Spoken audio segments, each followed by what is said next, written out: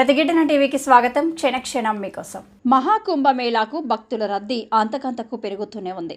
ఉత్తరప్రదేశ్లోని ప్రయాగ్రాజ్కు రోజు రోజుకు భక్తులు పోటెత్తుతున్నారు. కుంభమేళా మొదలై 28 రోజులు అవుతున్నా ఇప్పటికీ రద్దీ తగ్గడం లేదు.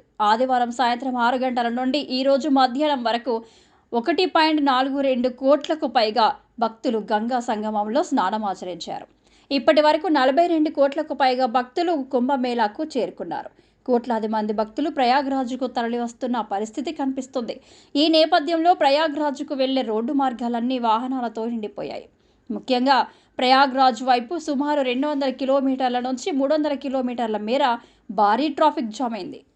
ప్రయాగ్రాజ్కు వెళ్లే మార్గాల్లో భారీ రద్దీ కారణంగా అనేక మంది భక్తులు 11 గంటలకు పైగా ట్రాఫిక్ జామ్లలో చిక్కుకున్నారు. మధ్యప్రదేశ్లోని అనేక జిల్లాల్లో ట్రాఫిక్ నిలిచిపోయింది.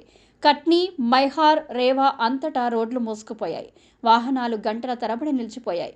ట్రాఫిక్ను నియంత్రించడానికి పోలీసులు ప్రయాగ్రాజ్ అధికారులతో కలిసి తీవ్రంగా ప్రయత్నిస్తున్నారు.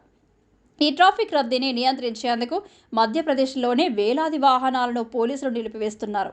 అయినప్పటికీ వాహనాల రద్దీ ఆగడం లేదు. ఎక్కడ చూసినా వాహనాలే.